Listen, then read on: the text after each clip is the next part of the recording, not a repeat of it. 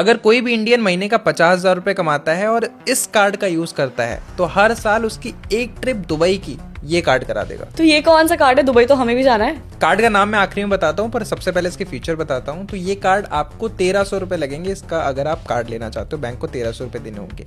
जैसे ही आप इस कार्ड से 1.9 लाख रुपए स्पेंड करते हो और किसी भी चीज़ पे करो, फिर चाहे वो गाड़ी में तेल डलवाओ, फिर चाहे वो इलेक्ट्रॉनिक्स पे करो या फिर आप रिचार्ज करो, कुछ भी 1.9 लाख रुपये जैसे आप इस कार्ड से स्पेंड करते हो साल का, आपका जो 5,000 रुपये का रिन्यूएबल फीस है वो जीरो हो जाएगी, मतलब कार्ड एक्सपेंस आपका जीरो हो जाएगा। दूसरा, आपको 7,700 रुपये का इंडिगो का वाउचर मिलेगा 1.9 लाख के स्पेंड पे।